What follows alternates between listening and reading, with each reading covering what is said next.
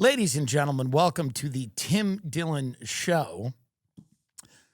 R.I.P. to those pilots at LaGuardia. You know, everybody's tagging me going, you called it, which is not exactly, that's not my goal here, is to call air disasters before they happen. But I will say that I've been flying a long time and I've been paying attention to travel, and there's been a lot of near misses, and I've never felt less safe sitting on a tarmac waiting to take off.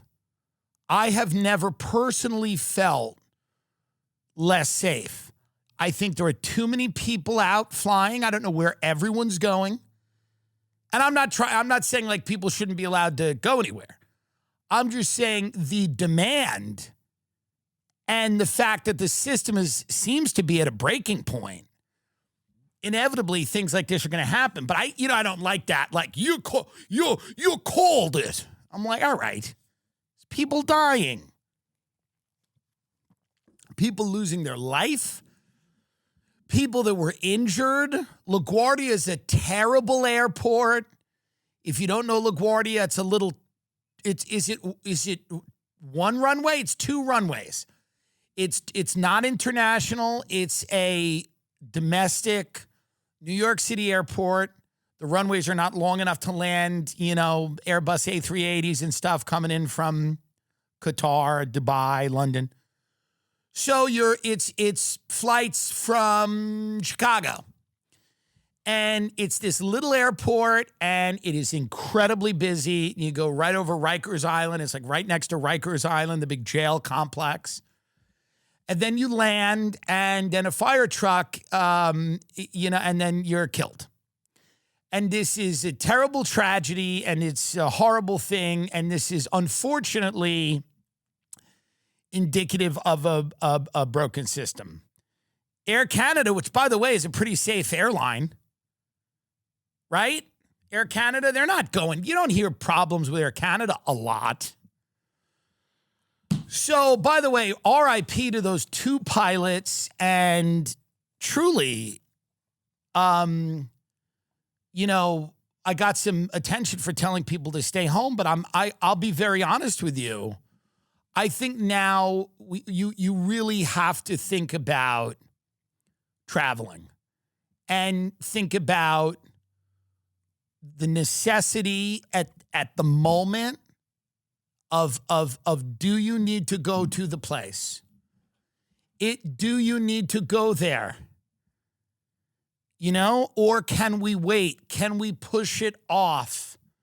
Can we delay it? Can we do it next year? And the answer to a lot of those questions will be yes. And then you're sitting on your couch and you're okay. And that's all I'm saying. If you have to go places, as I often do, you got to go. You got to go. You got to go. But if you don't, and it's at all possible to put the trip off, I don't know, I might. Do you need to see your sister in Fort Lauderdale? Do you need to? Pick up a phone. You get down there, half the time is travel. Then you actually get down there, and then you sit there with your sister and her husband, and you go, what are we doing? You go to some steakhouse that's like some mid-tier. You know what I mean? You're sitting at a steakhouse in Boca, and you go, I hope when we take off tomorrow and land at LaGuardia Airport, the fire truck doesn't drive onto the runway so that I could sit here and eat truffle mac and cheese and listen to your sister's mouth. Amy Poehler doing very well in the charts. Good for Amy Poehler, winner of Best Podcast Award, obviously, at the Golden Globes. What's funny, a little funny story that I find to be amusing, and that's why I'm telling it. I've never met Amy Poehler. I think she's brilliant. She has a podcast, and she sent my producer an email saying that she wanted me on the podcast, which, like, immediately I was like, wait a minute, something's awry. This again, it's just one of the funnier stories of what's happening right now in Los Angeles, because as you know, Los Angeles is cratering and many of the people who live here are not working. And, you know, you get it. We've gone over it. So apparently, this email that I got, which I'm going to read you right now. Let's start with the email. Let's actually read this email. A candid conversation on comedy and culture. So someone sends this email. Greetings, Tim. I hope this finds you well. My name is Julia, and I handle guest bookings for Amy Poehler, host of the Good Hang podcast. On the show, so immediately I'm like, wait, what? This is not to say anything bad about Amy Poehler. She has like Viola Davis on, right? And Ariana Grande, it's like a different thing. It's a different thing. Like, I don't think, right? On the show, Amy has real heartfelt conversations with people who are making a meaningful impact through their work and life. Now, I've listened to the show. Most of it is her asking these celebrities what time they go to sleep. And there's nothing wrong with that. There's nothing wrong with that. But a lot of it does seem to be that. How much water do you drink? When do you go to sleep? Hey, whatever. Get the money. I have a ton of respect for her comedically in other avenues. But I've listened to it, and it's Ariana Grande comes in, and she's a little listless, and they come in, and, you know, they hit her with a little protein. She wakes back up. We would love to invite you to join her for an upcoming episode. Our listeners truly value honesty, growth, and authentic perspectives. Now, so immediately we get this email. My producer and me get this email. We're sitting there. We're kind of like dumbfounded because at the beginning we're kind of taken in by it. We kind of believe it, right? Our listeners value honesty, growth, and authentic perspectives. And your voice as a comedian and podcaster with sharp take on culture and modern life would make for an engaging and memorable conversation. Now, by the way, in my head, I'm going, why in God's name would she want this? Why would she want like a guy who might say something to ruffle feathers or whatever? Like, she's got A-list talent. They're brilliant. Like, go and get Meryl Streep. Why? I have nothing to do with this. So if this sounds like something you'd enjoy, I'd be glad to coordinate next steps to find a time that works best for you. Okay, so here's the great part of the email, right? We also offer competitive compensation in recognition of your time and participation. So now we read this, me and my producer read it. We don't think anything of it. This is how out to lunch I am. I don't think anything of the fact that after this whole email, which glazes me as this guy that has sharp takes on the cultural climate that are badly needed over at Good Hang, okay? Which is, by the way, like the last thing they need is that their show's doing great because it has a great formula that works. Jonathan Groff comes on or another celebrity, and then she asks them if they're lactose intolerant. It's fine. It's a great thing that works for everyone. So why in God's name are you going to have me screaming about Iran or something? It makes no sense. No sense at all. And I don't think she has, it's a good show. Like, it's a laid back, relaxed show, and she gets eye contact. She's like a comedic icon, truly. I think Amy Poehler is like legit. You know what I mean? Is she the greatest podcaster in the world? Who knows? Maybe not. I don't know. It's too soon to tell. But she brings these people on. She asks them, what temperature do you like your water? You like it? Some people say cold water is not good for you. And then the celebrity goes, well, I used to do cold. Now I do kind of a warmer water, mixed temperature water. So it's interesting. It's fascinating. Now, so they write this email. We also offer competitive compensation in recognition of your time and participation. If this sounds like something you'd enjoy, I'd be glad to coordinate the next step and find a time that would work for you. Now, this looks legit. They have the thing of the show. The whole thing is there. They have the logo of the show. It looks like a real episode, right? So I call a few people that are like in the world of whatever. And I go, do you think it's possible that Amy Poehler wants me on her show? And they go, maybe. And I go, really? They go, yeah, she's in the podcasting space. This is how people in Los Angeles talk. They go, you're in the space, she's in the space. It's very possible. And I go, really? I'm like, do you think this is legit? They go, yeah, very possibly. So then I call my manager because I have the same manager as Amy Poehler. So one thing I will say about my manager is that I respect that he's honest. He's usually like touring a horse farm or in Thailand, but he is honest. He'll answer his phone and he'll tell you exactly where he is. Like, I'm in a volcano. Me and my wife are thinking about buying a volcano. And what do you think about volcanoes? I was like, I don't know. They seem volatile. He goes, right. That's what I thought. But I said, do you think Amy Poehler wants me on her show? And he goes, oh, I don't think so. And immediately, because by the way, of course. So then he goes, send me the email. He goes, let me tell you what's been happening. Let me tell you what's been happening. Because this is one of the funniest stories. He goes, this is a scam email that's been going out to a bunch of people.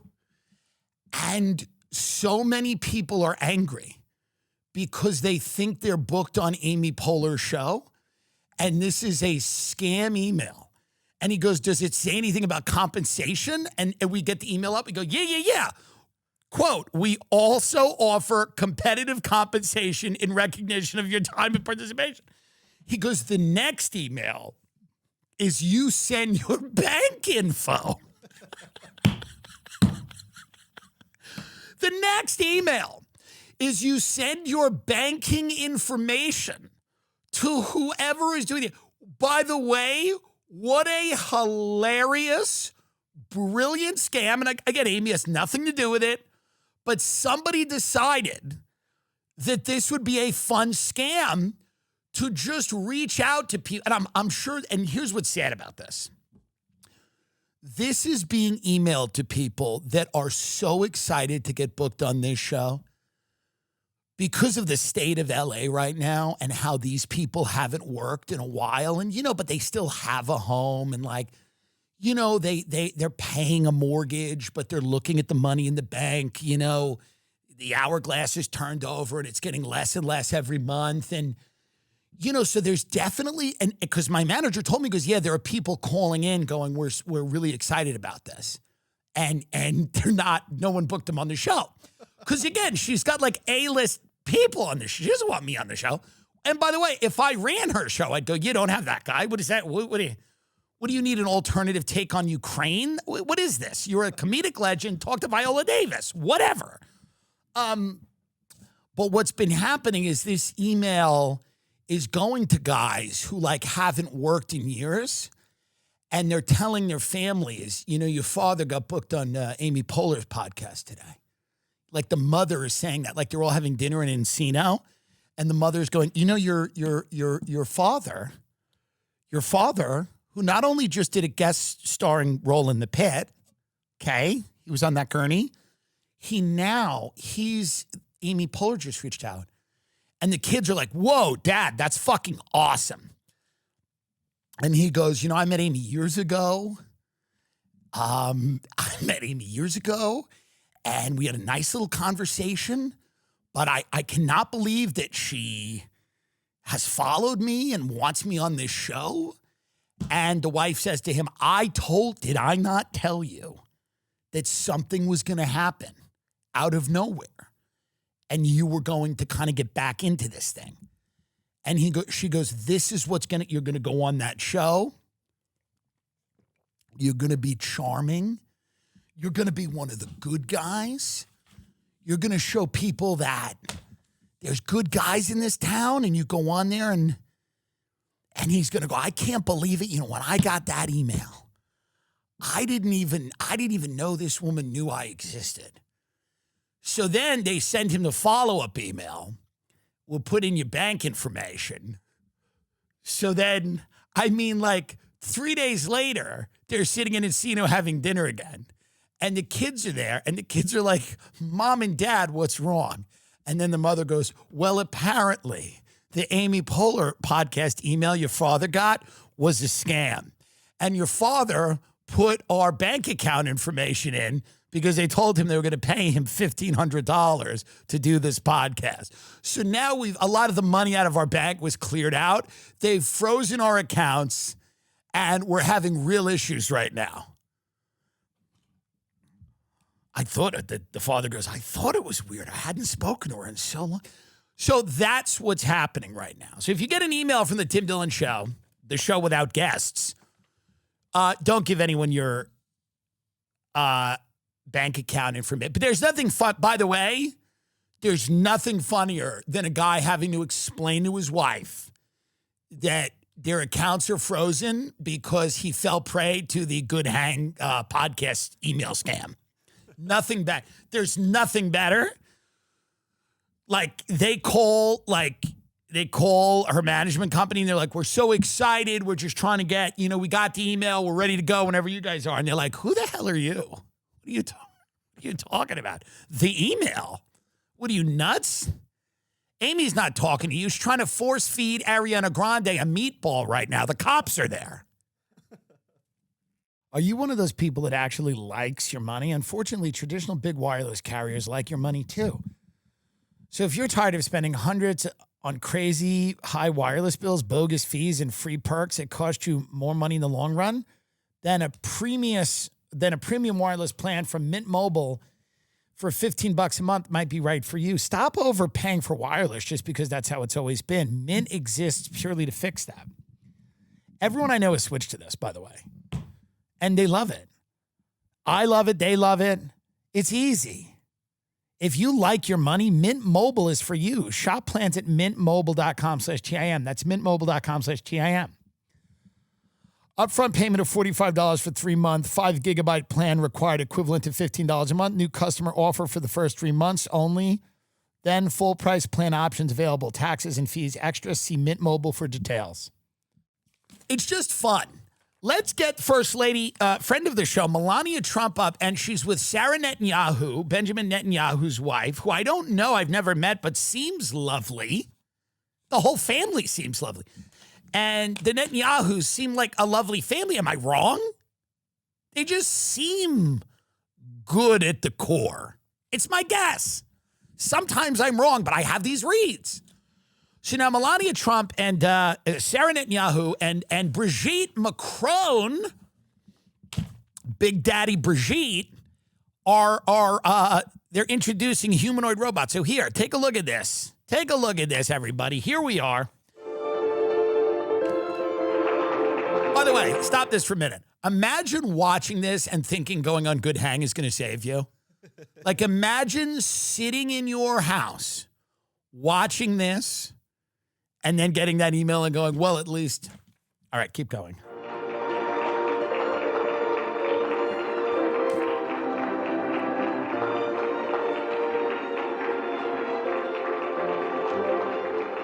Unbelievable.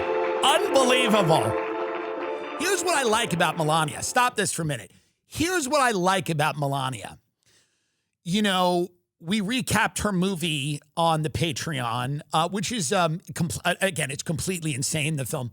Most of it is just her heel getting out of a G5 jet. You just see the heel hit the tarmac. But what I like about Melania is Melania doesn't want to do a lot as a first lady, but what she does, she's into. Like she's into this. Now, what she's doing here, and I'm for this, is she's getting involved in replacing human teachers with these robots and for the third world. This is what she's been up to. Everyone goes, what's she been up to? Well, she's part of this program now where they're going to replace teachers, human teachers who they get sick, they need payment.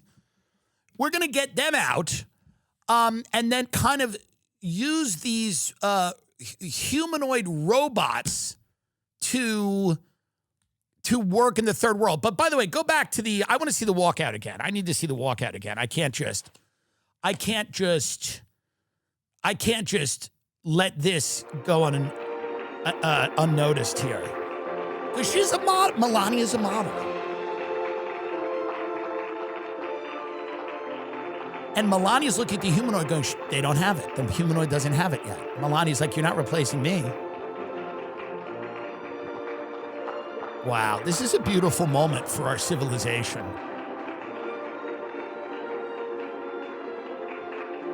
And then there's Brigitte. These are all the world leaders, the female world leaders, or the wives of the leaders, or husbands, or whatever, undefined.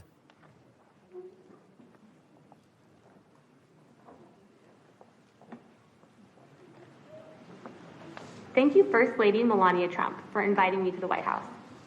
It is an honor to be at Fostering the Future Together's Global Coalition inaugural meeting. Perfect. I'm Figure 3, a humanoid built in the United States of America. That's right. I am grateful to be part of this historic movement to empower children with technology and education. Welcome. Bienvenidos. Yokoso. Bienvenue. Hold on for a minute. Isn't this going to scare the kids in the third world? Because they have like almost nothing over there, right? It seems interesting that we would just send a bunch of robots to the third world and think that because the third world, they still believe in witches and stuff. I mean, it's not like they even have like PlayStations, right? I mean, we're just sending. So it's odd to just send humanoid robots over to the third world and just imagine that they'll be like universally accepted and loved. One would imagine that people in the third world, especially children, maybe the children in the third world will think it's cool. You know, I don't know. Because they always seem happy, the kids over there, you know? From what obviously there are problems in the third world, obviously. But maybe the kids are going to be okay with it. But a lot of people, I think, are going to, because, by the way, I'm looking at comments from America in the first world, and people they don't love this. What people elected Trump for was what they elect most presidents for, which is their pocketbook. It's prosperity. It's having some extra money in the pocket. It's having some disposable income. It's being able to maintain a standard of living. They elected Trump because they felt they were losing ground, and they wanted to regain some ground, and they wanted. And they thought too many of the government resources were going to immigrants that had just got here, and that maybe the federal workforce was too vast, and that too many government resources were going to foreign wars. And those are perfectly reasonable reasons to elect somebody, by the way. However, what you've gotten is a ton of government resources going to a foreign war. And you've gotten a lot of government resources being poured into these AI programs and robotics programs that will only seemingly make people's lives in the near term harder, because they're going to lose their job if any of these people are to be believed. And they're going to have less money and less security because of these things. So a lot of people are not happy a little over a year into the Trump presidency to see the first lady walk out with a humanoid robot. But let's continue to hear the robot out, because I've never been for not letting people speak. Let's go. Yokoso. Bienvenue. Bem-vindos. Ahlan wa sahlan. Yes. Shagatam. Mogisalmabit. Woo! Bruchim abaim. Laskavo prosimo. So now what the robot is doing, by the way, in every different language, is saying the word kill. Dobrodošli. Thank you.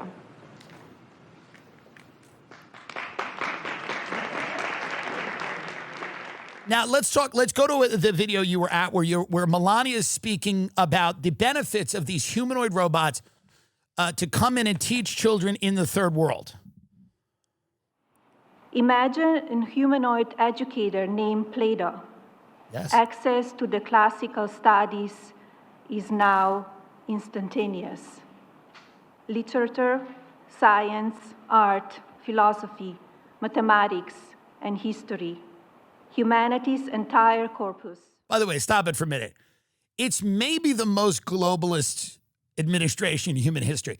The idea that you're going to send humanoid robots all over the world is the most hilarious thing I mean, if you elected these people to do anything for America, like anything, like one thing, the idea that there's money being spent to build these robots that they're not even going to help you.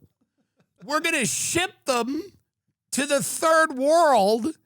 I'm not even saying you should want robots per se, but this is one of the most hilarious things I've ever said. Let's keep listening. Is available in the comfort of your home. Play-Doh will provide a personalized experience, adaptive to the needs of each student. Play-Doh is always patient and always available. Predictably, our children will develop deep critical thinking and independent reasoning abilities. The AI-powered Play-Doh will boost analytics skills and problem solving and adapt in real time to a student's pace, prior knowledge, and even emotional state. The byproduct, a more well-rounded lifestyle for our children, freeing up time for being with friends, playing sports, and developing interest beyond school.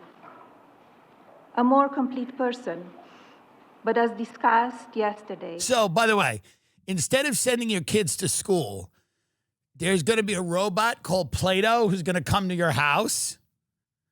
That's kind of what she said, right? She's like, it's in the comfort of your own home.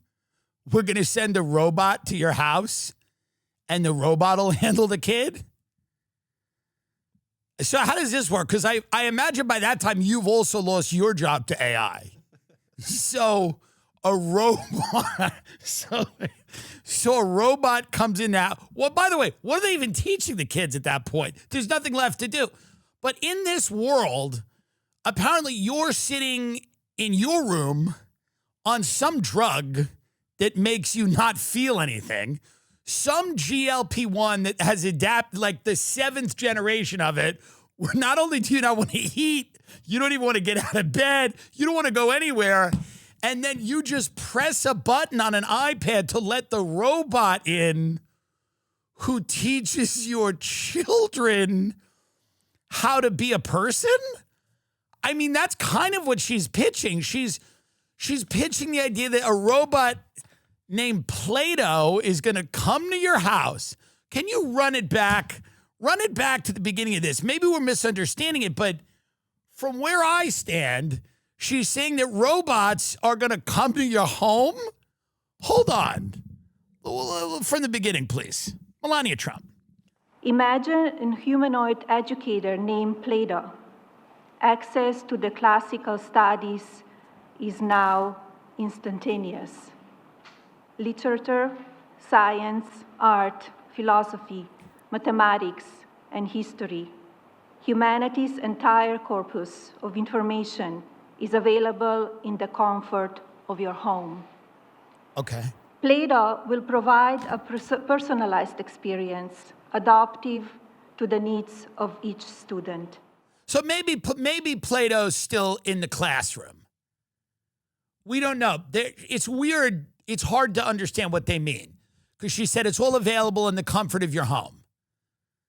So I don't know if that means Play-Doh, the robot, goes to your home or does. How are you reading this? Do you think Play-Doh comes to the home or Play-Doh is in a school? I think to the home. That's what she's saying. She's saying Play-Doh, the robot, goes to your home. Yes. Now, it doesn't. Now, here's the way I'm taking it. Doesn't matter if you want Play-Doh to come. Like, Play-Doh's coming. That's the way I'm.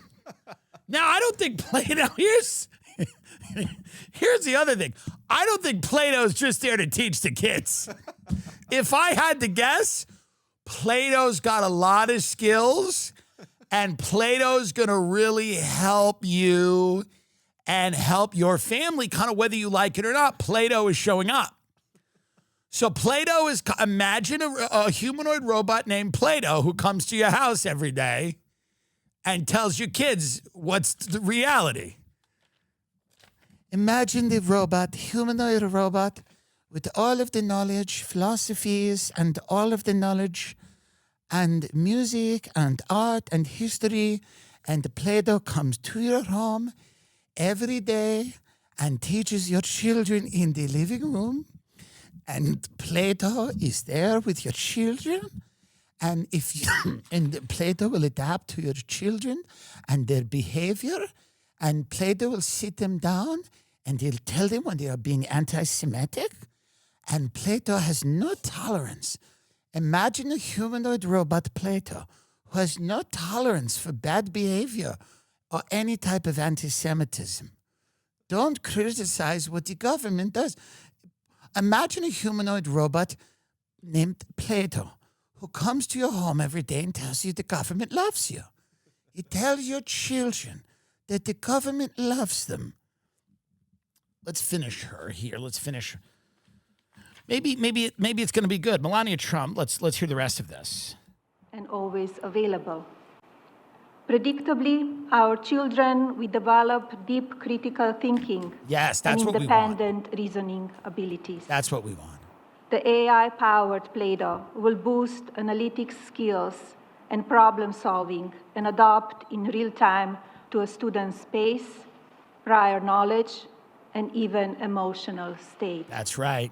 Better not act up. The byproduct, a more well-rounded lifestyle for our children, freeing up time for being with friends. How is this a more well-rounded lifestyle? How is having a robot teach you things more well-rounded than having a human being do it? No one's explained that.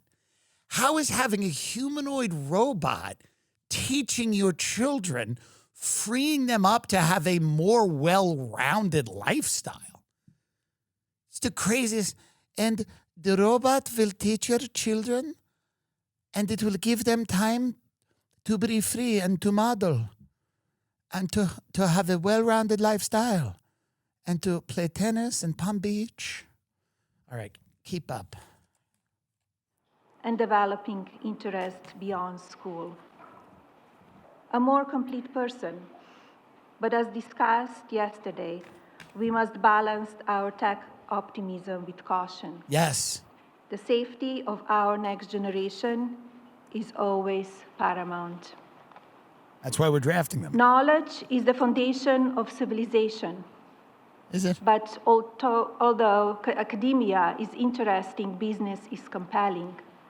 For real growth in technology and education, I encourage you to bring the private and public sector worlds together.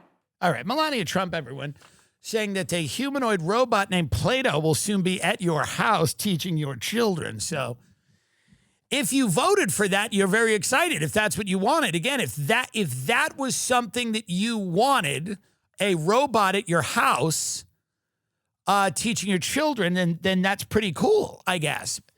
I got a cashmere sweater from Quince. Everyone comes up to me, they go, "What is that?" It's beautiful. I go, "It's lightweight cashmere sweater, short sleeve Mongolian cashmere polos, linen bottoms and shorts, tees and 100% Pima, cotton and European jersey linen. These are the versatile pieces that make a wardrobe actually work season to season. Their clothing is rated between 4.5 and 5 stars by thousands of people wearing it every day. And they only partner with factories that meet rigorous standards for craftsmanship and ethical production." That's important to me, by the way. I don't know if it's important to you, but it's important to me that if I'm wearing clothes, that it's ethical in the factory. Because you know what's going on in a lot of these factories? Things you wouldn't believe. No, literally. In other countries, there are factories where people are chained to things and they can't use the bathroom. Like on our planet, that's going on. People are, it's modern day slavery. People are beaten when they ask to use the bathroom. They're beaten in front of their children who also work at the factory. Entire towns go to a factory and are not able to use the bathroom and are beaten when they ask to use the restroom. It is psychotic. So one of my favorite things about Quince is that they're not doing that shit. Everyone in the Quince factory plant is doing good. That's important to me. It is. And it should be important to people. There's a lot of people out there that just don't care if someone in a factory who's making their sweater is getting hit with a stick. Stop overcomplicating your wardrobe. You don't need a closet full of options. You need a few pieces that actually work. Right now, go to quince.com/TIM for free shipping and 365-day returns. That's a full year to build your wardrobe and love it, and you will. Now available in Canada, too. Don't stop settling for clothes that don't last. Go to QUINCE.com/TIM for free shipping and 365-day returns. Quince.com/TIM. Isn't it alarming the amount of money you spent with DoorDash? Well, I just found something out about DoorDash that's more alarming. There are serious allegations coming out that the app may have tracked your precise location and shared it with third-party companies without your consent. And those companies may have improperly used the information for their own commercial purposes. This is a big fucking deal. This is a big deal. Thank God my mother's dead.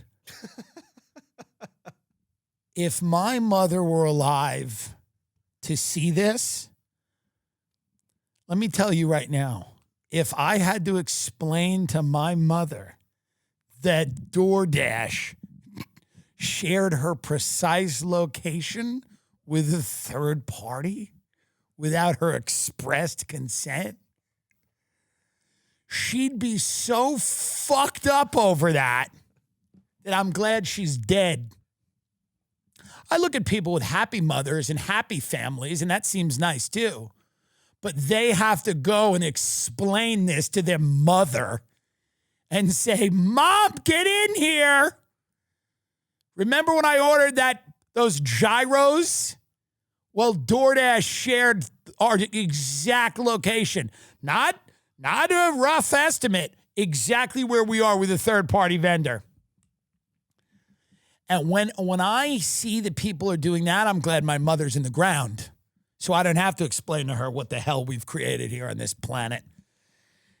If you've used the DoorDash app between 2023 and 2025 and you qualify for a claim, you may be entitled to compensation. You can easily check to see if you qualify by going to forthepeople.com/Tim Dillon or click the link in the description below.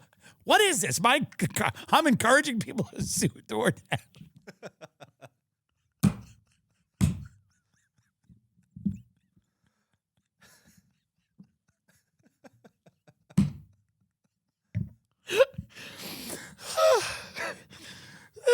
The free case review only takes 5 minutes or less. That's forthepeople.com/TIM Dillon, Tim Dillon. This is a pay. I mean, I guess let's get in on this. I'll sue DoorDash. Is that what we're all doing today? We're suing DoorDash? This is a paid advertisement. Let's check in on the Iran war because, by the way, I keep getting whiplash. They're like, the war's over. And then they're like, another aircraft carrier is being deployed. And they're like, we're invading Karg Island. And then they're like, no, we're not. So I don't know what the fuck's going on. Iran, when was this? Iran rejects, is this from this morning? No. This was from Thursday, I believe. Iran is rejecting the U.S. peace plan. So Iran, I mean, and maybe something's changed, but Iran right now is not hip to this peace plan. Iran wants guarantees, like you're not going to attack us or blow us up, or Israel, can't fabricate intelligence that we're doing something we're not. And Iran said it rejected a U.S. ceasefire proposal and maintained attacks on Israel and the Gulf Arab states, delivering a blow to Washington's efforts to end a war that's wreaked havoc. But Marco Rubio recently said this thing will be over in a couple of weeks. So Tehran has its own conditions for a ceasefire. State-owned Press TV added, citing an unnamed senior security official, Iran wants guarantees that the U.S. and Israel won't resume their attacks, alongside reparations for war damages and recognition of its authority over the Straits of Hormuz. So here's what's basically happening. Supposedly back channels in Russia and China have said to Israel, you cannot nuke them. If you do it, we're going to nuke you. This is supposedly what's happening. Because everybody has speculated that if it got to a point where Israel couldn't defend themselves with conventional weapons, and they were getting hit too hard, that the possibility was on the table that they were going to use nuclear weapons. And supposedly, and again, what do I know, but it's leaked out and it's in the news, it's out there, that Russia and people like that said you cannot nuke a country. Because again, Iran is not this isolated country, right? They have allies, China, Russia. Like, you just can't nuke Iran. It's not going to happen, and you can't do it. So at this point, the options now, whether Israel does it or not, or whether they listen or whatever, the U.S. has compiled a 15-point peace proposal that Pakistan delivered. So right now we have J.D. Vance negotiating. Okay, J.D. Vance is negotiating. Kushner, Witkoff, Rubio, Trump somewhat, and they're all negotiating to end this disastrous war that they started. So, sounds good. And Iran doesn't have a huge reason. Now, obviously, other than to, cease getting blown up because they are getting hit. Iran right now has shown a tremendous ability to withstand the onslaught of the U.S. and Israel without their regime collapsing. And they've shown an amazing ability to hit U.S. bases and U.S. interests and U.S. allies. And it's amazed a lot of people. And Iran has no real reason to negotiate, right? At the end of the day, Iran's like, we were attacked. Now, obviously, they have the obvious reason that nobody wants to be in a war, but they were attacked. And many people say that they kind of have the upper hand at the moment, because what does winning even look like? We're not going to have a new regime. We're not going to put hundreds of thousands of boots on the ground and get a lot of people killed. So there's no clearly defined mission. We got into something without any plan or idea of what it would look like. There's this cockamamie idea that there was going to be like massive protests in the street and they were going to overthrow the government once the Ayatollah was whacked. Apparently whacking this religious leader of Shia Islam during Ramadan has united people. And there is no protest where the government's being overthrown. That doesn't mean that the Iranian government isn't tremendously weakened by this. I'm sure it is. But the idea of a pro-Western government coming in there overnight is silly. And it's silly, and it's based on lies that we believed and that we were kind of presented by the Israeli intelligence service. So, and again, not a conspiracy. That is pretty well documented. Again, these are statements made by the Secretary of State, kind of by the President of the United States. These are not, the National Counterintelligence.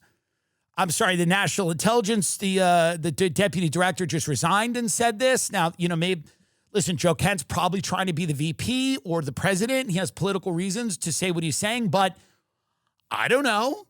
Is he making all of this up? Is it completely fabricated? And if it is, bring charges against him. I mean, we're in the middle of a war. If he's completely making all of it up, no, it seems pretty obvious we got hosed a little bit. We were shown intelligence, and the validity of it is in question. And the idea that the Iranian regime was going to fall was, again, intelligence that we did not have, that was given to us, and we believed it, and we launched a war on those pretenses, and we also launched a war on the pretenses that Iran was trying to kill the president of the United States, and that Iran was also very close to having a nuclear bomb, essentially, that they were enriching weapons-grade uranium way above the level needed for peaceful uses, and that they were about to have a bomb. And this was all intelligence that is, because I don't think most people understand what intelligence is, but we all actually use, it's the same thing in your life. Did you hear what Becky said about that? Did you hear what she said? Well, actually, what intelligence is, obviously there's satellite intelligence, there's a lot of high-tech intelligence, which is used in targeting and everything else and troop movements. And, we all have some understanding of that. But human intelligence, which again, the Mossad is amazing at and the CIA is pretty damn good at, human intelligence where you have people high up in positions in other governments feeding you information, telling you what is and isn't likely to happen, giving you some type of actionable intelligence about the state that the Iranian nuclear program is in. A lot of that is very easily manipulated. And if you don't believe me, Google Iraq war and yellow cake and uranium and Saddam Hussein and exactly how. So a lot of that intelligence is easily manipulated and it's cherry picked and then delivered to the president. And then the president is told, we have this, we have that, we have this. And if you make these connections, you can easily see how this can happen. And we don't want that to happen on your watch. It's a lot different than a satellite just showing troops amassing on the border of Ukraine and you go, oh, well, there's going to be a war. It's a little bit more malleable. So we hope, listen, again, we hope this ends. We hope people have their lives. But if you just zoom out and you look at this, it's pretty hard to argue that this isn't a death knell for whatever that Trump coalition was trying to do, whatever deep state nonsense they were talking about coming on the heels of the Epstein list, which they won't release the other half of, and then kind of getting into this war. Any idea that this was a group of people committed to any type of transparency or it's laughable. It's laughable if you have any kind of brain, which many of you don't. Many scientists are now being kidnapped. And go back to that because I do want to see what Putin's doing. What Vladimir Putin making $760 million a day from oil as war in Iran delivers windfall. Well, guess what? Someone's got to win. Someone's got to win. Someone's got to win. This is what we do all the time. We do these things. We supposedly make our enemies richer. We embolden it. It's the opposite of what we want all the time. We go, we're going to do this, and it's going to have a ripple effect. And then the ripple effect, it's like it does the total opposite of what we'd want, almost impressively in every avenue across the board. In every avenue across the board, we go, well, we'll fuck these people. Watch how we're going to fuck them. And then all of a sudden, everything goes the other way. We go, oh, we're going to freeze Russia out of the international community and feed Ukraine money and weapons so that they can fight this war. Russia then cozies up with China. Russia deepens trading relationships with India and places like Brazil. Russia turns her economy into a wartime economy. Now, Russia's economy is obviously not, it's roughly the size of Brazil. It's not an American economy or Chinese economy, but and then we go, oh, we'll whack Iran. And then all of a sudden now we have Russia, Putin, making a ton of money because we had to lift all the sanctions on the Russian oil. Every so often I got the urge to level up, not just personally, but for my business too. And upgrading to Gusto is one of the easiest ways to instantly give your business that now we're doing things right glow up. Gusto is an online payroll and benefits software built for small businesses. It's an all-in-one, remote-friendly, and incredibly easy to use so you can pay, hire, onboard, and support your team from anywhere. Automatic payroll, tax filing, simple direct deposits, health benefits, commuter benefits, workers' comp, 401k, you name it. Gusto makes it simple and has options for nearly every budget. It's quick and simple to switch to Gusto. Just transfer your existing data to get up and running fast. Plus, don't pay a cent until your first payroll. Number one payroll software according to G2 for fall 2025 and trusted by over 400,000 small businesses. Try Gusto today at gusto.com/Dillon. And get 3 months free when you run your first payroll. That's 3 months of free payroll at gusto.com/Dillon. One more time, gusto.com/Dillon. So many people ask me, what is the secret right now to making an e-commerce business work? I tell them you got to use ShipStation. Everything you need to manage getting orders to customers is in one place. Connect to over 200 sales channels. Instead of 5 to 7 disconnected tools, you've got one. ShipStation compares rates on all major global carriers, USPS, UPS, FedEx, including your own discounted rates if you have them. To find you the best shipping option on every order, having negotiated carrier rates, bring them. Keep your discounts and add ShipStation's automation and intelligence features. Sharing tracking details cuts customer service inquiries by 12%. Returns management gives you data on what's coming back and why. Analytics show where you're saving and where to optimize. 1 million businesses have trusted ShipStation. Try ShipStation free for 60 days with full access to all features. No credit card needed. Go to ShipStation.com and use code TIM for 60 days for free. 60 days gives you plenty of time to see exactly how much time and money you're saving on every shipment. That's ShipStation.com. Promo code TIM. ShipStation.com. Code TIM. So these scientists are being, some of them are just being, they're just disappearing. And they all have something to do with the aliens. A chilling pattern has emerged after a string of U.S. scientists died or went missing in recent months. Retired General William Neil McCaslin, 68, and NASA aerospace engineer Monica Jacinto Reza, 60 years old, were both major figures in the Air Force Research Laboratory. The general oversaw Reza's work on creating a futuristic metal for rocket engines. Within the span of 8 months, both have mysteriously vanished without a trace while allegedly hiking in the southwest United States. Stop hiking, folks. I've said it before. McCaslin's reported ties to secret UFO programs at Wright-Patterson Air Force Base in Ohio, and Reza's work with space-age technology used for advanced propulsion have led many to claim, without evidence, that the pair are fleeing from parties that wish to silence them because of what they know. So this is what people are saying. Here's the rub. I've never been able to care about aliens, and I've tried so many times. And I guess I do like Tim Burchett, who's like, keep digging, there's aliens in the water. And Tucker says they're demons, and J.D. Vance says they're demons, and whatever. And I think they're playing a little bit to the crowd with that. You know, I think they're playing the fiddle to the crowd there. Maybe they are demons. I don't really know, but they don't. J.D. Vance doesn't know what they are either, by the way. And I love Tucker, but Tucker doesn't know. So are they interdimensional? Are they whatever? But here's what people think these things are.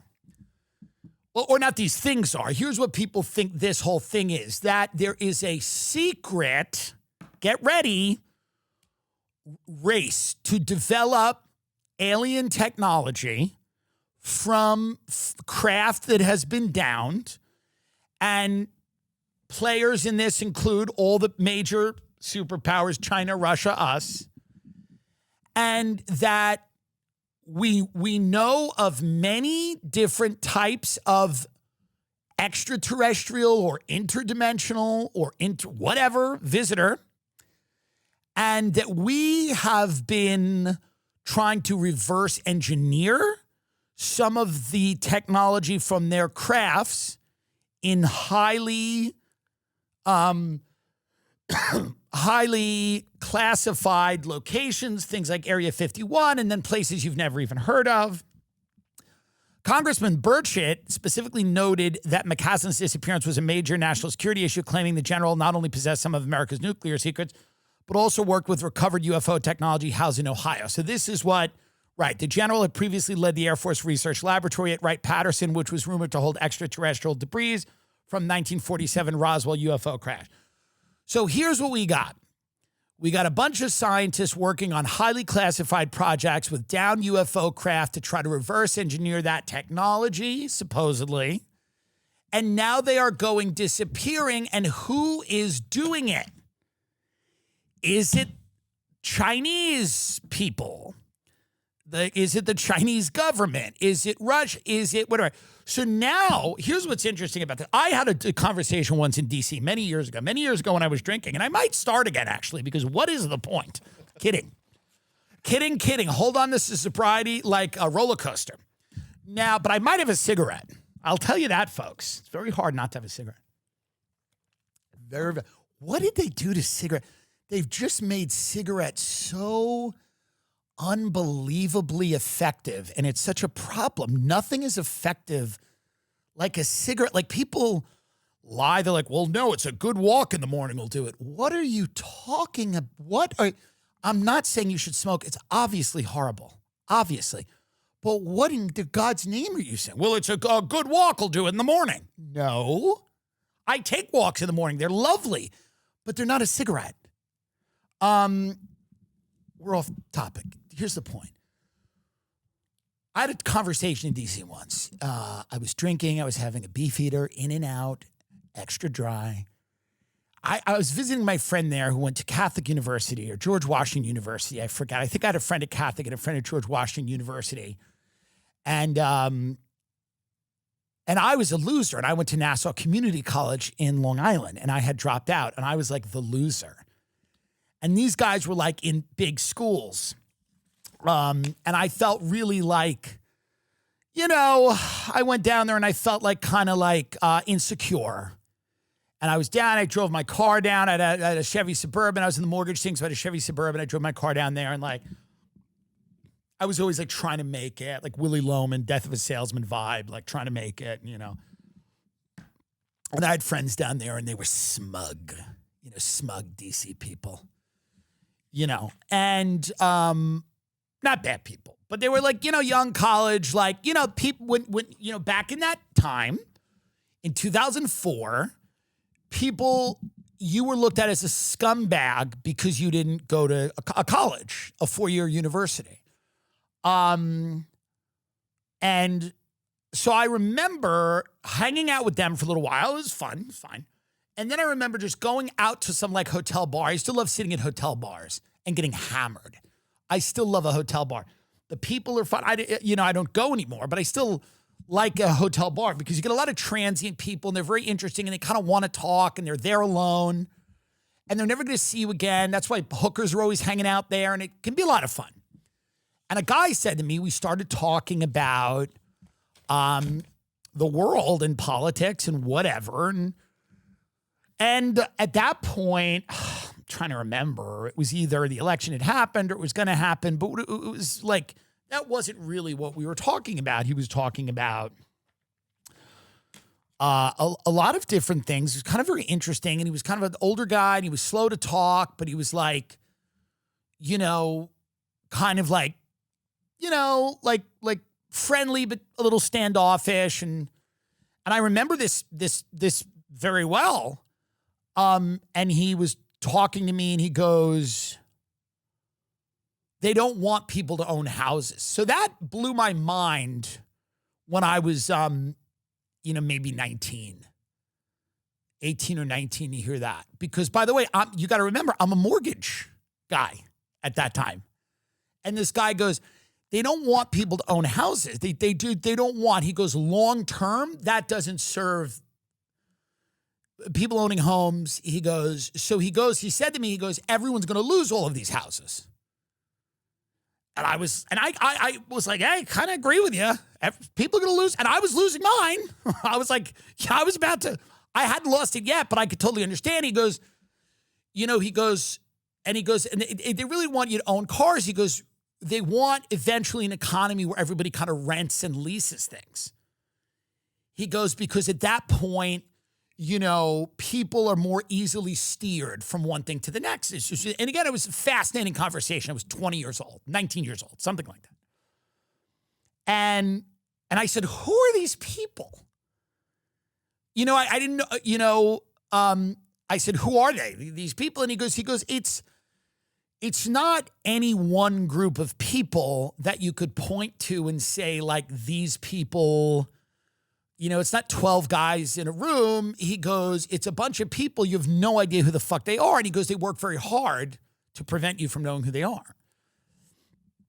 And I said, is it like an intelligence agencies? And he goes, the intelligence agencies, like the CIA and stuff like that, he goes, they're not at the top of the tier of the intelligence agencies. I go, really? He goes, yeah. He goes, because you know what they are. Because you know what the CIA is. He goes, there's levels above that. And I thought that was very interesting. But he goes, no, it's not that. He goes, it's just, it doesn't serve a lot of people.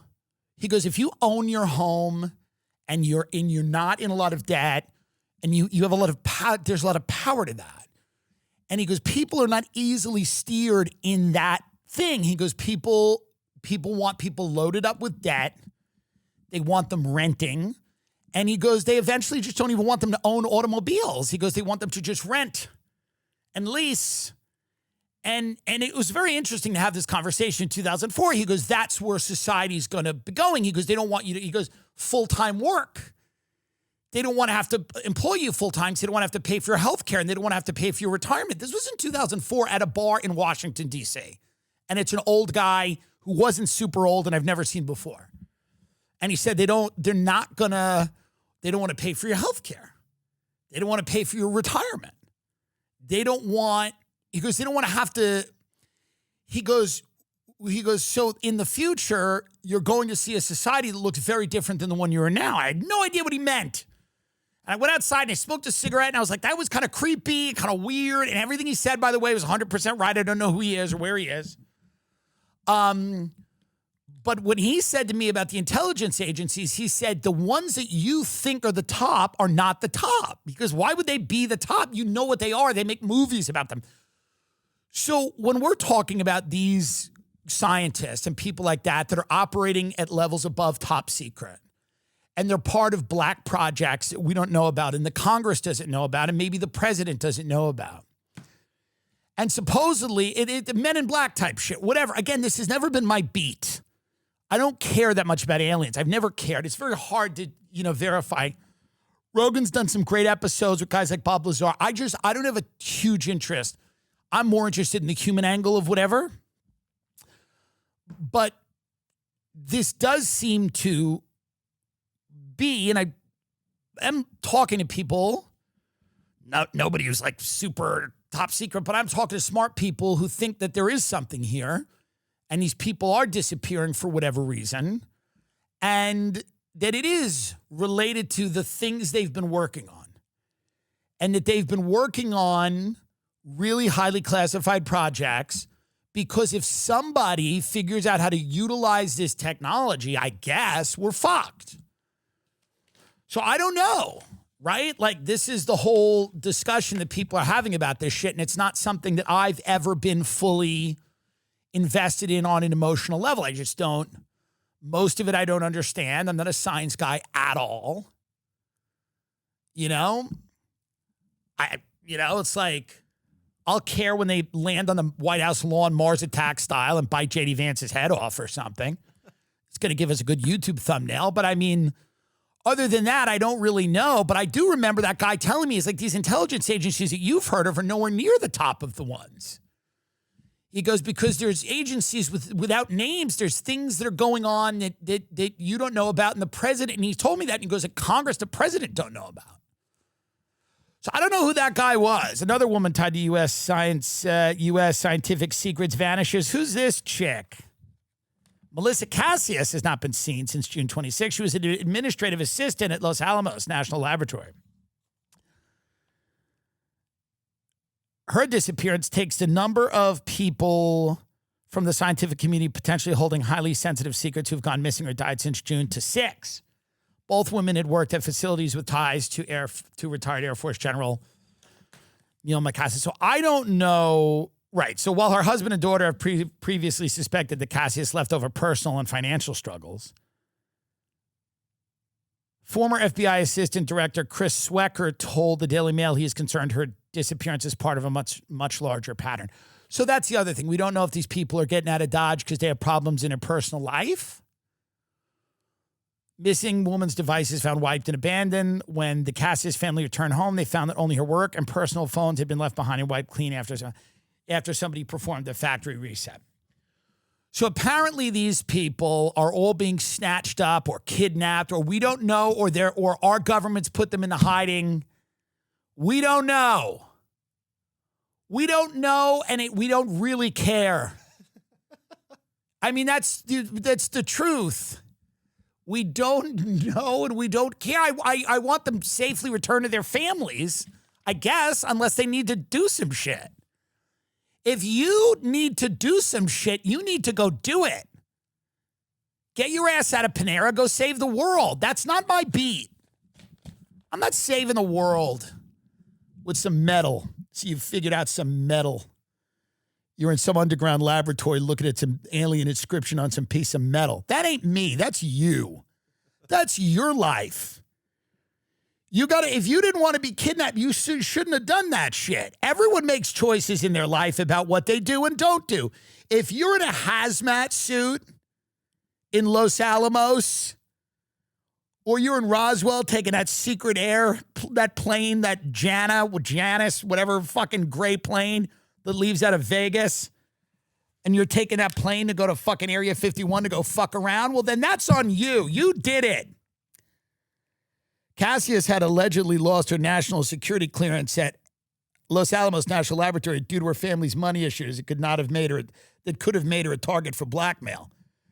That's great. So everybody who's working on this is in fucking on payday loans. There's nothing more American than that, by the way. Our top scientists are on fucking payday loans. They're all scum. We've got a bunch of white trash scumbag. But that's every movie. Every movie where the guy saves the world, he's like some bum with no money. But he's a genius. He's a genius bum without a dollar. And they put him on a spaceship. Like the one I saw last night, Project Hail Mary. He's a teacher. He's some genius teacher. Wrote a paper years ago. And then they put him in space. But here's the thing, folks. I do not feel bad for you if you were kidnapped, if you're doing this shit. This is part of your life. This is what you signed up for. What the fuck did you think this was? What did you think it was? You think you were just going to get all these secrets and be exposed to all this shit and it was all going to be fine? No, this is you made a choice, and your choice was to live an interesting life. And that's why right now you are chloroformed in the back of a car. Because you lead an interesting life, truly. You lead an interesting life. And if you lead an interesting life, sometimes lives can be too interesting. This is what people don't realize about life. It can actually get too interesting. No one wants a really boring life where nothing matters and there are no stakes. But you got to also think, this crazy, over-the-top interesting where it's so interesting, that can also be a problem because then you find yourself kidnapped and brought to some underground lab. Oh, yeah, this guy, Nuno Luriero, I heard was killed by some guy that didn't like him. He was killed at his home in Boston. The gunman was Claudio Neves Valente, a former classmate in Portugal. Supposedly they had some science beef. But maybe that's bullshit too. I don't know. And I don't care. Because if you start with this shit, with the particles and the electrons and the shit, if you start this shit, you're getting let me tell you right now, you're getting kidnapped. Don't act. If you're in an underground laboratory with the government, you're getting kidnapped. That's part of it. And as you're being hogtied and thrown in the thing, you're going to go, well, I wanted an interesting life. And you got one. You got one. You did it. That's what an interesting life is. It's getting tortured by the Chinese to give up secrets from the downed spacecraft. That's what an interesting life is. The boring life is the thing we talked about earlier. Sitting in Boca, your sister's like, maybe the Iran war is good. The Ayatollah, he's been a problem for a long time. I'll have the goat cheese salad, no nuts. I don't want any nuts on that salad. I'll have the warm goat cheese salad, and then I want the grouper. That's most people's life. I guess that's kind of good. Most people's life isn't, I guess, that good. Most people's life is like the DoorDash guy fucked me again. And I don't mean literally. I mean like the DoorDash guy left a burrito in the yard. Then the upper level, like mid-tier life, is like we're visiting your cunt sister in Boca and she's going to eat grouper and spout off uninformed opinions. And then the highest level of interest is like the Chinese government has kidnapped me. Astrophysicist Carl Grillmer, 67, was killed in his home on February 16, 2026 after being mysteriously gunned down on his front porch. Yeah, I read about this too. Grillmer had contributed to the discovery of water on a distant planet, and colleagues were calling his work ingenious and adding to the research that could point to signs of life in less than 161 light years. Here's the deal, Carl. This is what being a genius is. Getting shot on the porch. That's what being a genius is. And by the way, I feel bad. I'm obviously not trying to sound heartless or inhumane.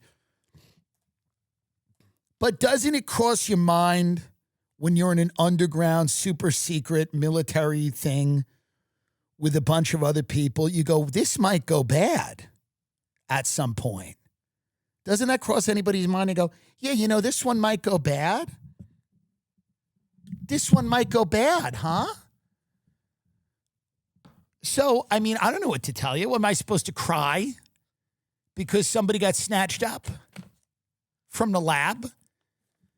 That's your journey. Your journey is that. And I hope we win. I hope we win and we get the technology to defeat the people that are also trying to get it, China, whatever, or that we all share it and defeat the aliens that are going to come or not come or be actually fake drones that our government has using Project Blue Book-wise to get us all in our houses so that our children can get taught by humanoid robots. Now that the aliens are here, it's much easier for the humanoid robot Plato to come teach your children. So, I mean, I have no idea what's going on. It's just, there's certain people you feel bad for in life, but astrophysicists who are working for secret government programs, you have made your goddamn bed. I am sorry. I am not being rude. You have made your goddamn bed. You've made your bed. I feel sorry for somebody at Walmart who takes a bullet to the face because a homeless guy found a gun and they wandered in on the side of the highway. I don't feel bad for you if you are in Area 51 standing next to an alien staring at him as you guys try to fucking fiddle with some ship that fucking got down 40 years ago. I'm telling you right now, I just can't. I'm not saying that they're not humans, but it's part of your journey. No? You start fucking around with shit like this. You start working on super secret government highly classified programs above top secret, like way above top secret. You know?